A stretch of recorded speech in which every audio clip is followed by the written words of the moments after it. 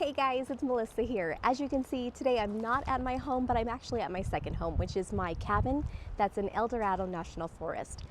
I have a lot of history at this place. This place was built by my great-grandparents in, 1947. My grandmother was 5 years old at this time. It was right after the war. And my great-grandparents wanted a place where they can actually get away from the city, have a place that they can just call home. And so the two of them, in their 30s, they had 3 little babies at home. They decided to come out here to the forest and build our cabin, which is right here, right behind me. There it is. Now this place, like I said, my grandmother was 5 years old when it was first constructed. Her job was to go down to the river, gather buckets of water, and hike it all the way up this mountain. And I'll show you, it's a hike. It really is. So if you can see down there, way down there, that's the river. That's the American River right there. And my grandmother had to hike all the way up the mountain to bring water, to pour water onto the foundation. And that is what she did the entire first summer that they were building it. Now I'm pretty lucky. I was fortunate enough to know my great-grandparents very well. My great-grandfather passed away when I was in 8th grade, and my great-grandmother passed away when I was a senior in high school. So I got to spend so much time with them at their home, but a lot of time here up at the cabin. My grandmother spent every summer here. My mother grew up and spent every summer here. I grew up, spent every summer here.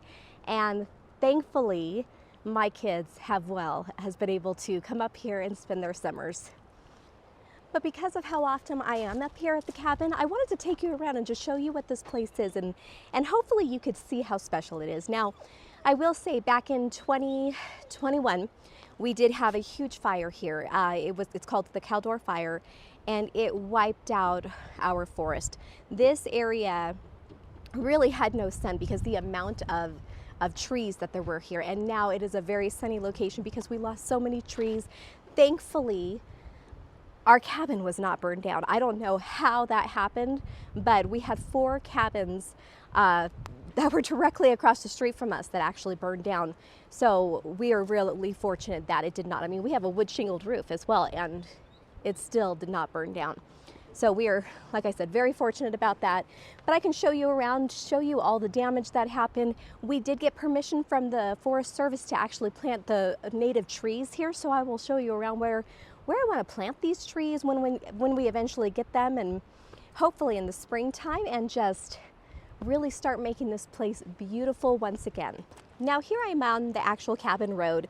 And like I said before, all of this was complete shade. But the fire, it just wiped everything out. We had PG&E come out, and they actually took out all the dead trees, or at least all the dead trees that were around the fire poles, or not the fire poles, the electrical poles and everything. And it just, now it's safer, it's safer here with all those trees gone, but it's so barren, and it's quite sad. But right here, this is the entrance to our driveway. We just drive right up here, and there's our cabin. As beauty as she is, isn't she beautiful? I absolutely love this cabin. Now, just so you're aware, this cabin is a real authentic cabin. I grew up with the outhouse without actual indoor plumbing, and thankfully now we do have that, and I'll tell you, it's a wonderful luxury. We have a shower, which is wonderful, rather than having to bathe in the sink. But it's a 1-room cabin, about 300 square feet, very small, but I'm telling you, oh, it is home. It is absolutely the best place to be.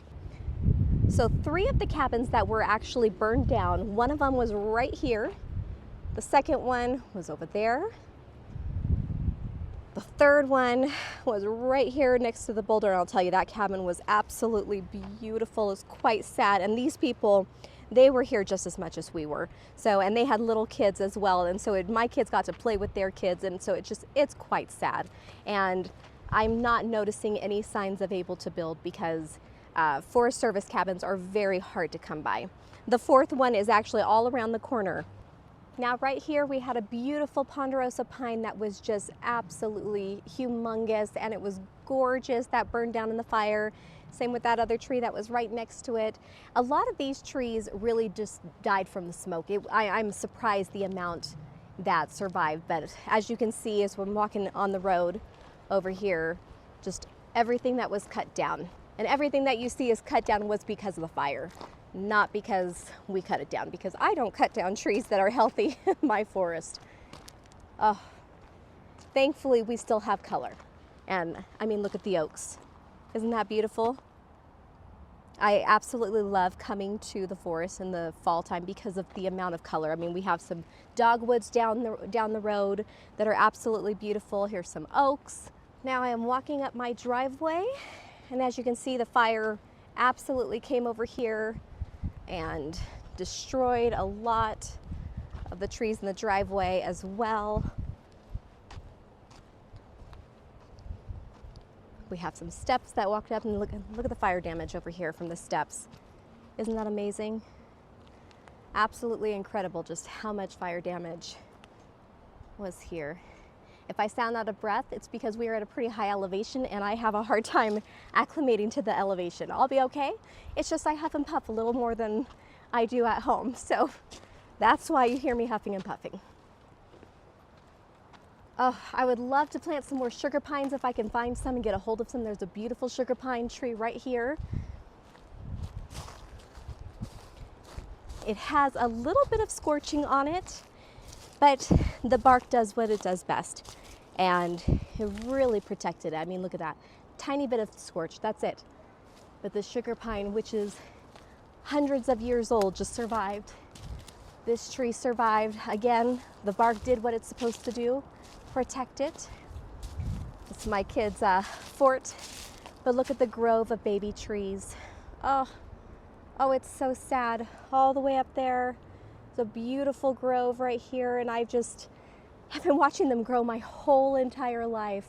And finally, they were, I mean, I'm 5 foot tall, so it's not like I'm tall or anything, but they're finally taller than me, which was so exciting, but they did perish. They just were too little to survive. It's so sad. And there she is. There's our beautiful cabin right here. We have a gorgeous deck that absolutely is so beautiful. We just had a storm and a lot of branches fell down, so a lot more cleaning up that we have to do. But these are our staircases that we have that go up to our john. This is what we call our outhouse, is the john. It is now just a shed, but back in the day, it was a real live working john. So not quite as fun coming out here in the middle of the night when you're a little girl, I'll tell you that, but it's beautiful. Again, my great-grandparents built it. A few more oaks over here. Now, right over here, these logs right here, okay, this was the shooting area that my kids and I used to play with, and humongous logs, huge, right here, and there was probably about 6 of them, all piled up in this spot, and that's all that's left from the fire. Totally gone. Can you believe it? However, our picnic table survived. Isn't that bizarre how fires do that? I can't believe it. So a lot of damage over here that still needs to be cleaned up. A lot of work. But this place is, oh, there's my son. He likes to stay busy. My father made a cute little reindeer out of sticks, and so he's trying to copy. So he's taking little pieces of wood and he's cutting them all up and drilling them all together, trying to make a little reindeer. It's really cute. Just a few weeks ago when we were here, there was a bear that was actually destroying this, trying to get all the bugs. It was really cool watching him do that. I don't know if it was a him or a her. It was a small bear, but it was so cute. But it was trying to get all the bugs and termites that are in here, but just completely destroying this just to get some food for the winter. Poor little bear. Here I have a baby incense cedar. I love the incense cedars here. They're probably one of my favorite trees. They look like a traditional Christmas tree. They're absolutely beautiful. And I have several babies on our property. So we need to make sure that we can get more so that we can have more, because I absolutely love this tree. I'll show you a more mature one. All right, this is the incense cedar right here. It's probably hard to tell because of all the green, but right there, isn't that beautiful? Looks like just a traditional Christmas tree. It's absolutely beautiful. I'm so thankful it survived the fire. So pretty. Next to it is an oak tree. I can't remember if my grandmother said if this was a black oak or a white oak. I'd have to call her and find out exactly what it is, but it is a form of oak, either black oak or white oak, and our forest is filled with them, and they're absolutely beautiful. Oh, especially when they turn colors in the fall. So pretty. Here we have a pathway that my great-grandparents built. I think it was my great-grandmother that built this pathway, and it leads all the way over here. This used to be a food rock over here where they'd put all their leftovers, and animals would come and eat the leftovers. We don't do that because I find it just attracts rodents, so I don't do that. So now it's just a little pathway that we have that we can walk straight into the forest over at the other bank. Right here, there's a little creek at this spot. It's just, I know the fire damage is quite sad, but it's still home, and it still feels like home, and that's what's important.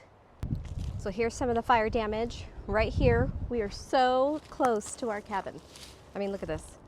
There's the cabin right there. Don't mind the work. We're getting ready to fix up some stuff in the cabin. We actually had a bear. So if you see on the window right there, a bear decided, well, he broke every screen at the cabin, but realized that it would be much easier to come into the cabin by going through the wall. So that whole wall is brand new. Had to replace part of the window trim. Quite exciting. We actually have one of those camera trails that people have outside, and unfortunately it ran out of battery, so we didn't get to see the destruction. I know it's a sad thing, but it was actually kind of really cool that a bear comes, because my entire life I've never seen a bear here, but since the fire, the poor things, they're so hungry that they are just coming closer and closer, and so we of course have to be taking extra precautions to make sure our family stays safe because the hungry bears. But it's really cool that he came and enjoyed our cabin a little bit, I guess. But again, fire damage right here, and here's the cabin. I mean, that is, what, 15 feet away? Absolutely incredible. On the other side, because the fire really just engulfed this whole area, so all the way over here, you can see all the damage. Up there, I don't know how our John survived. I mean, look at this. Fire damage right there on that log. The John is right here. Oh, fire damage all over this tree right here. Look at that. But it survived. Nothing happened to it, thank goodness. We'll move over here. Don't trip and fall. See? We had fire right over here as well. And our cabin is right here. I mean, it just really got us so close. Now, in the Forest Service, we don't actually own the land. We actually own just the cabin. This is a Forest Service cabin, which rules are a lot different. In the United States, there's actually only about 1,100 Forest Service cabins left. Now, with the fire, it's probably less than that now. But it's pretty neat, actually, how we can actually build in an area that's not meant for homes. And that's what Forest Service is. It's not meant for homes. So, but because our cabin has already been here all these years, we're able to be here, which is really incredible for us. And the critters, they're stocking up for winter. Look at this. It's a huge pile. The pine needles from our storm that we just had just buried them all. But before that, it was just absolutely huge. And look at this. Unbelievable. How cute. All right, guys, it's the next day. We actually had a massive storm that came through. We were snowed in here at the cabin, which was fantastic. We were supposed to leave yesterday, but we couldn't because of the amount of snow that dropped. So darn, we had to stay an extra day here. But look around, look how gorgeous the snow looks. It's now mid-morning at the moment, And it was all covered. It was a white blanket, but now the snow is melting. You can see the snow falling from the trees. But I just wanted to come out here and actually show you where I wanted to plant some of the trees that when we actually get our load of trees for the cabin. So you can see what I'm talking about. I really want this area to feel cozy and brought in and just quaint and feel like a thick forest once again. So this is the grove of baby trees that had just died in the fire right here. And it went all the way down through here over to this section over here. And I think that's where I want to put more trees. I want to be able to put some more trees right here. I'm not sure what kind I'm going to put in this location. I think it'd be great to have some ponderosas over here, as well as some sugar pines. Sugar pine trees have the great big sugar pine cones, which are wonderful. We have this tree right there. That is our sugar pine tree on our lot. And look at, it's high, it's beautiful, snow's melting. But that is one that we have. We do have some incense cedar trees in our area as well, like I've mentioned before. So I probably will just do a mix of trees throughout here and get some really planted in, make it look good. The boys were building a fort. Isn't that cute? They were having fun. But I think also over here behind the cabin, so here's the cabin, this is the kitchen door to the cabin. And these are the steps that go all the way up to the john. Well, there were trees right here. These were actually cut down before the fire, but they were cut down about 10 years ago. I don't know what the reason was, but I think it'd be great to have some more trees lining this area. Maybe not directly in front of the cabin or behind the cabin, but more off to the side. So maybe just like in this location, because this isn't a walkway. We don't use this area to get up to the picnic table. We use the staircase. Whoops. Slipped and fell. All right, so this is the location that we walk up to this area, and I think it'd be great to have some more trees over here blocking this back area, especially since we get rock slides over here. I think it'd be great to have more trees just lining this area, just really kind of bringing us in, make it seem smaller and just cozier. If we go to the front, over by the driveway, I would love to put some more trees over here. I really don't want to see my car. Again, when I'm here, I want to feel like I'm all alone. I don't want to see vehicles and stuff like that. So I really would like to put some more trees, probably in this area, right here. I think another tree here and here. I don't really want to block the view of the river. The river is down there. And I think that would be absolutely a shame to block that river.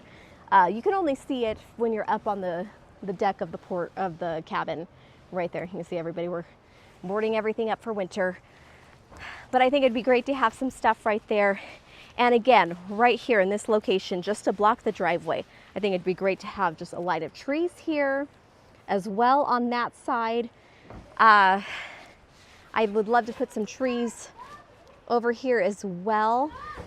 Well, we're here this trip because this is the trip where we have to close down the cabin for the season. I think our cabin season is over.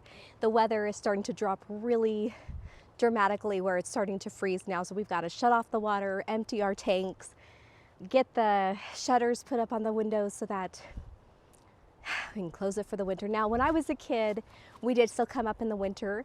It was a lot of fun.